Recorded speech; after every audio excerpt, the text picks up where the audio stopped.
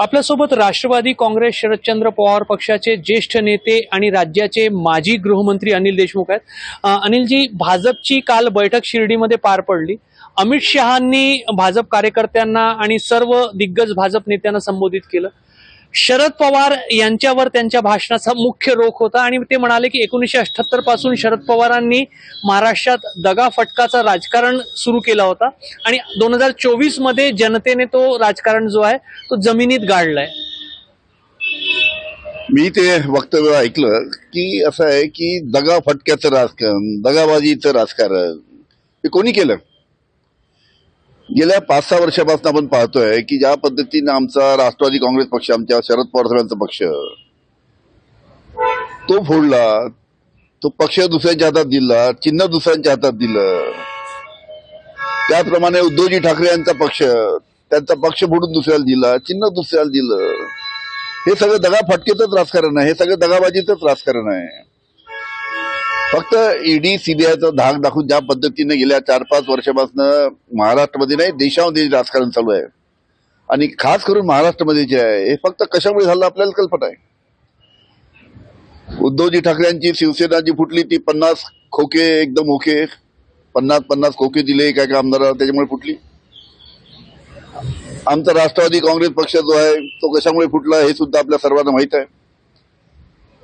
त्याच्यामुळे दगाबाजीचं राजकारण, दगा फटक्याचं राजकारण कोण करते आहे हे भारतीय जनता पार्टी करते, संपूर्ण महाराष्ट्राला माहित आहे, देशाला माहित आहे। आणि असं आहे की शरद पवार साहेबांचं आमचा जरी या महाविकास आघाडीचा जरी या निवडणुकीमध्ये पराजय झाला असला तरी पण शरद पवार साहेबांचं राजकारण कोणी संपवू शकत नाही।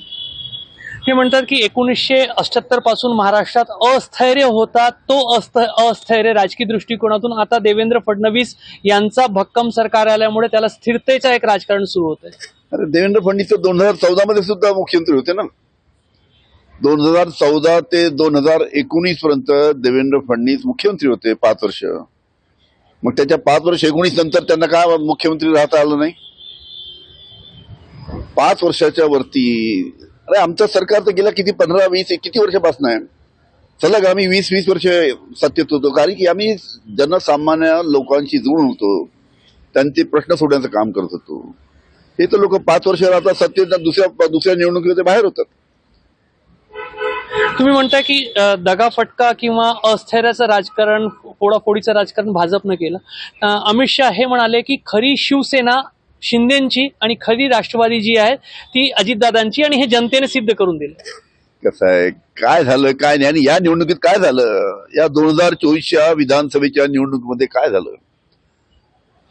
लाडली बहिणीचा थोडासा त्यांना फायदा झाला असेल, पण त्या लाडली बहिणीच्या आड ईव्हीएम मध्ये मोठ्या प्रमाणात घोटाळे केल्या म्हणून अशा पद्धतीचे निकाल पुढे आले। तुम्ही एक लक्षात घ्या,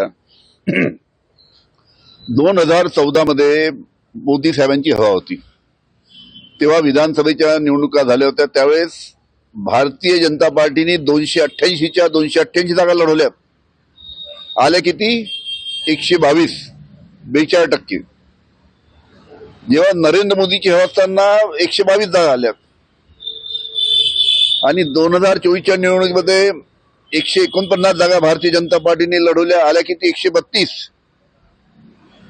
89%। मोदीची हवा नाही, शेतकऱ्यांच्या कापसाला भाव नाही, शेतकऱ्यांच्या सोयाबीनला भाव नाही, महागाईचा प्रश्न आहे, असं वातावरण असताना 89% आल्या। त्याच्यामुळे हवा नसताना 42% विद्यार्थी 89% कसा घेतो असा संशय तुम्हाला? 100%। आणि पहा ना तुम्ही 2014 मध्ये ज्या पद्धतीनं मोदीचं वातावरण होतं, सगळ्यात पीकवर होते, तेव्हा फक्त 122 आल्या 288 पैकी, आणि आता 149 पैकी 132 येतात। 100% ईव्हीएमचा घोटाळा याच्यामध्ये। महाविकास आघाडीमध्ये सर्व काही आलबेल दिसत नाही। अगदी 2 दिवसापूर्वी संजय राऊत यांनी एकला चलोची घोषणा स्थानिक स्वराज्य संस्थेसाठी करून दिलेली आहे। वडेट्टीवार म्हणतात की चर्चेमध्ये खूप वेळ वाया गेला, जवळपास 18 ते 20 दिवस आमचे वाया गेले, एक षड्यंत्र तर नव्हता चर्चा असे लांबवण्यामागे, अशा पद्धतीचं वक्तव्य त्यांनी केलं। त्यांनी रोख स्पष्ट नाही केला, मात्र असं म्हटलं जात आहे की त्यांचा रोख जो आहे तो संजय राऊत आणि त्यांचे प्रदेशाध्यक्ष नाना पटोले यांच्याबद्दल होता। ठीक आहे, त्यांनी काही वक्तव्य केलं मी काही व्यवस्थित ऐकलं नाही, पण असं काही नाही आहे. महाविकास आघाडीच्या विधानसभेच्या जागा आम्हाला मतदारसंघ फायनल करत असताना 15 दिवस जरूर लागले, पण तिन्ही पक्षाच्या सर्व लोकांनी एकत्र बसून तो निर्णय घेतला की कोणता मतदारसंघ कोणता पक्ष लढवणार हा एकत्र म्हणून घेतला. असं म्हणजे मला तरी असं काही वाटत नाही जे वडेट्टीवार साहेब बोलले त्यामध्ये काही तथ्य नाही. सध्या एक चर्चा अशी पण सुरू आहे की राष्ट्रवादीचे जे दोन्ही गट आहेत ते पुन्हा एकत्रित येतील. शरद पवार साहेबांकडे जास्त खासदार आहेत, ते मोदींच्या केंद्रातील सरकारला स्थैर्य आणण्यासाठी पाठिंबा देतील. नेमकं राष्ट्रवादीच्या दोन्ही गटांमध्ये आणि शरद पवार साहेबांच्या राष्ट्रवादीमध्ये सुरू काय आहे? काही पण चालू नाहीये, काही पण चालू नाहीये. हे फक्त वावडे उठवत आहेत. आता परवाच आमची मुंबईला बैठक झाली, सर्व लोकांनी सांगितलं की आपल्याला आपला पक्ष नवीन ताकदीने आपल्याला महाराष्ट्रात उभा करायचा आहे आणि त्यासाठी राष्ट्रवादी काँग्रेस पक्ष आमचा आम्ही परत नवीन ताकदीने महाराष्ट्रामध्ये उभा करू. शरद पवारांची राष्ट्रवादी कुठेही मोदींच्या जवळ जाणार नाही? बिलकुल शक्यता नाही. खासदार वेगवेगळे वक्तव्य करतायत, त्यामुळे आणखी त्याला बळ मिळतंय. आता सर्व खासदार जे 8चे 8 खासदार लोकसभेचे, बाकी जे आमचे 4 खासदार आहे राज्यसभेचे, सर्व शरद पवार साहेबांच्या मागे आहे. फक्त आपणच प्रसार माध्यमच फक्त वावड्या उठवत आहेत असं कुठेही नाही. सर्व पक्ष पवार साहेबांच्या पाठीमागे खंबीरपणे उभा आहे. अखेरचा प्रश्न, अमित शहा जे बोलून गेले की शरद पवारांचं राजकारण मतदारांनी दफन केला, तो दफन होणार नाही? शरद पवार साहेबांचं राजकारण दफन करणारं नेतृत्व अजून भारतामध्ये तयार व्हायचं आहे, पैदा व्हायचं आहे. अनेकदा निवडणुकीमध्ये शरद पवार साहेबांचा पराभव झाला, पण तरी पण ते प्रत्येक वेळेस नवीन जोमाने उभे राहिले. आता सुद्धा आमचा पराजय जरी झाला असेल तरी आम्ही नवीन जोमाने नवीन ताकदीने आमचा पक्ष परत उभा करू.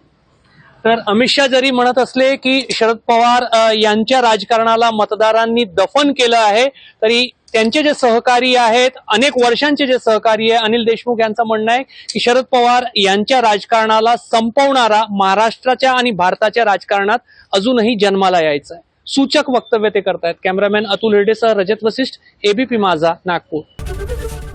एबीपी माझा, उघडा डोळे बघा नीट.